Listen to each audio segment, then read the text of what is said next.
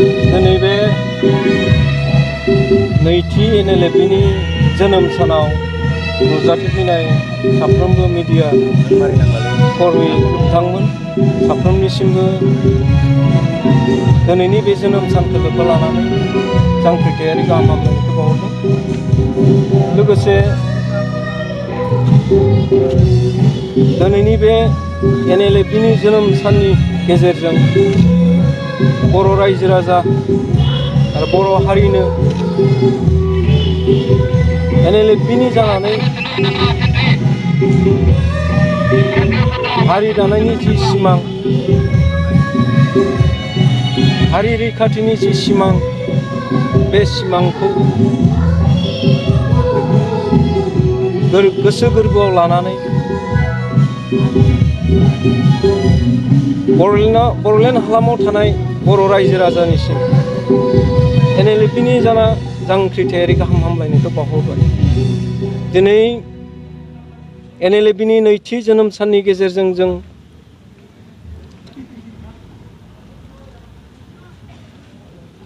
हारिनि जि सिमां, बे सिमांखौ लानानै थोंगोरै गोख्रोङै जों सोरखारजों सावरायनो होननानै NLFआ जि सावरायबोदों, बे सावरायनायखौ सोरखारा मान सन्मान मान मर्यादाजों जोंखौ सावरायनो थाखाय खाबु होलाङो। जोंनि NLFनि जा डिमान्ड्स, बे डिमान्ड्सफोरनि सायाव बिथा खालामनानै पलिटिकेलि NLFजों सावरायलाङो। आं बेखौ दिनैनि बे जोनोम साननि गेजेरजों सोरखारखौ खावलायदों। माखासे नोंथांमोननो अनसुंथाइ होनो गोनां सरकारा दासिमबो होनायखौ जों नुनो मोनाखै। बे समाव नोंथांमोना मा खावलायो? दासिम सोरखारा बेबायदि अनसुंथाइ होनायनि जेबो गैथ'वा। जों जेब्ला फैदोंमोन,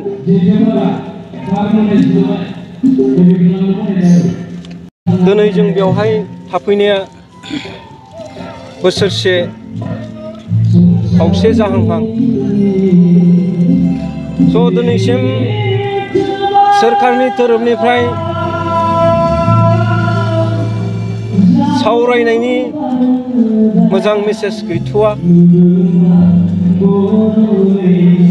आरो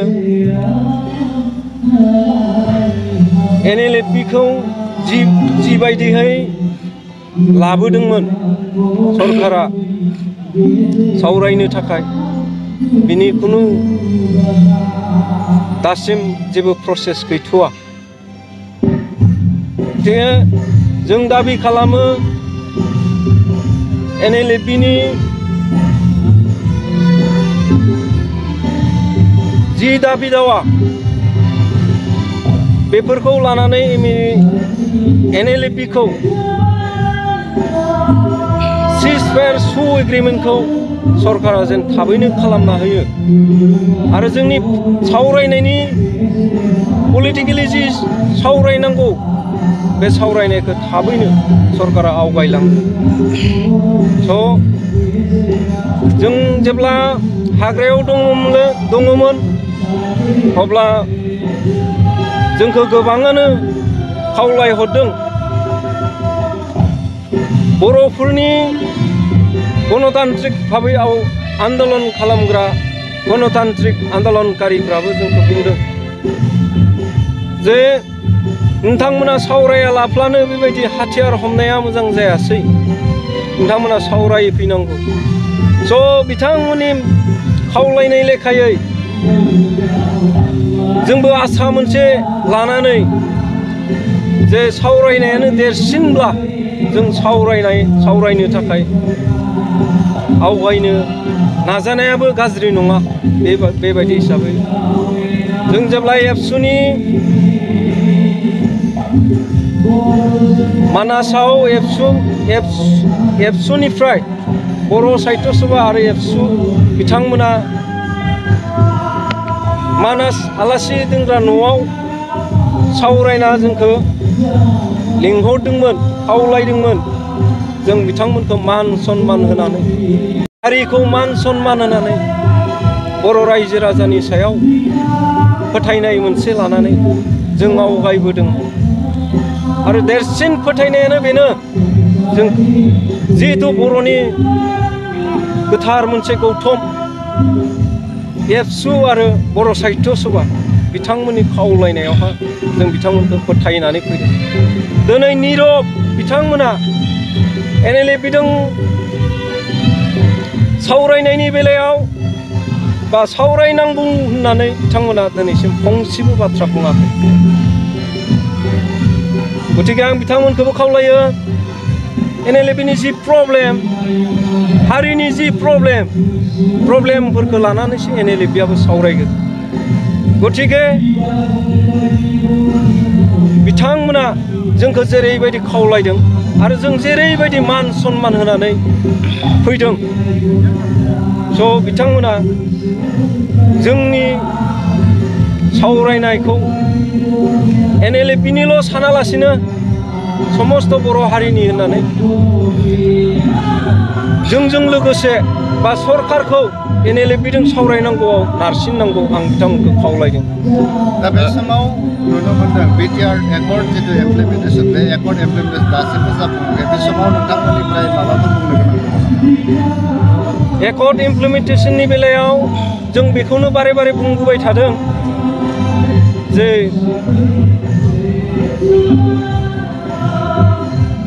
MOHआव जि दफाफोरा दं बे दफाफोरा बबेबा मोनसे मोजां बबेबा गाज्रि जों मोजांखौ लानांगोन गाज्रिखौ जों नागारनांगोन दानख'नायनि बेलायाव आं बेखौनो बुंदों क्लियारै जे जोंनो मोनखानाय जिफोर जोंनि हा मोनखानाय जोंनि जिफोर जायगा बेफोरखौ दानख'नो थाखाय मालाबाबो नाजायिया मोजां मानो होनब्ला जोंनि सिमाखौ मोनखानानै जुदि गाव दानख'नानै लाबावोब्ला जोंहा बेनिसै आरो देरसिन खहा मा जानो हागौ दिनै बारायनायनि बेलायाव जों गोसो होनांगोन गहपुर सिमलगुरिसिम जि बारायनायनि खोथा बुंबाय थादों खिन्थु फारसे जोंहा MOHआव बेसांखिनिखौ जों लिरनानै अफिसियेलि जों बे बारायनायनि सोदोबखौ जों मोननो हायाखै गतिके बारायगोना बेसेबां बारायगोनावबो जों सन्देह दं खिन्थु फारसे जोंहा MOHआव बेसांखिनिखौ जों लिरनानै अफिसियेलि जों बे बारायनायनि सोदोबखौ जों मोननो हायाखै गतिके बारायगोना बेसेबां बारायगोनावबो जों सन्देह दं गतिके जिफोरा बुंबाय थादों सनितपुरा सिमलगुरिसिम बारायनांगौ होननानै बुंबाय थादों जों खावलायो जों बुङो जे इमिडियेट बेखौ सनितपुर हालाम सिमलगुरि जि बारायनाय BTR एग्रिमेन्टनि बाथ्रा बायदियै जों बेखौ थाबैनो बारायनांगौ थाबैनो सिमा थुनांगौ जों बारे बारे खनले 6 मास दं मास मोनथाम दं मास मोनब्रै दं जोङो रायजो राजाखौ थगायनाय बायदि बाथ्रा बुंबाय थायोब्ला जानाय नङा एकर्ड जानायनि 6 मासनि उनाव BTRनि जिफोर दफा BTRनि जिफोर MOH लिरनाय दं गासैबो इमप्लिमेन्ट जानांगौ होननानै बुङो नाथाय गैया रावबो नुवाखै गतिके सनितपुरा बारायो बाराया बेखौ क्लियारै बुंना होनाया मोजां जोंनि दैदेनगिरिफ्रा लाखोमानानै रायजो राजानि गेजेराव खालि गुबुंलेखौल' खालामबाय थायोबा जानाय नङा जों बेखौ खावलायदों हायोब्ला माव हायाब्ला हाया जाया बे बाथ्राखौ क्लियार रायजो राजानो मेसेजखौ होनांगौ नोंथाङा फोरमायदों जि सरकारजों सावरायनो गोनां आरो बे सावरायनाया जुदि लेहेम जाबाय थायोबा गोबाव जायोब्ला बिनि थांखिया बिथांखि हिसाबै नोंथांमोना आफाद हिसाबै मा बिथांखि लागोन स' सावरायनायाथ'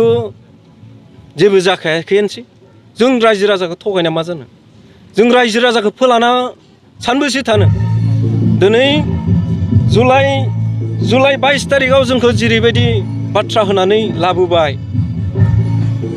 बे बाथ्रा होनाय बायदियै जोंनो खालि मोनसेल' खोथाखौ बुंदों जे नोंसोर डिजिनेटेड केम्प हिसाबै उदालगुरि मोनसे क'क्राझार मोनसे थाथ' बाखि प्रसेसखौ जों आवगायलांबाय थागोन बेसेबांखिनि बिथांमोना बुंदों खिन्थु जों नुनो मोनबाय दिनै खुनु सावरायनाय गैया खुनु सिजफायार एग्रिमेन्ट गैया जों बेखौ नुनो मोनबाय गतिके जों फैबाय थानाय दिनाव मा खालामा बे जोंनि साननायाव दङ जों सावरायनायखौनो मस्ट वेलकाम खालामदों सावरायनांगौ समाधान खालामनांगौ जोंनि प्रब्लेमफोरखौ बर'नि प्रब्लेमफोरखौ सुफुंनांगौ जों बुंबाय थादों बिटिआरनि जिफोर दफा बेफोरखौ मावफुंनानै मोजां बिटिआरनि जि दफा मोजां बर'फ्रा एक्सेप्ट खालामनो हानाय जिफोर दफा बेफोरखौ थाबैनो मावफुंनांगौ सिमाया बारायनांगौ आरो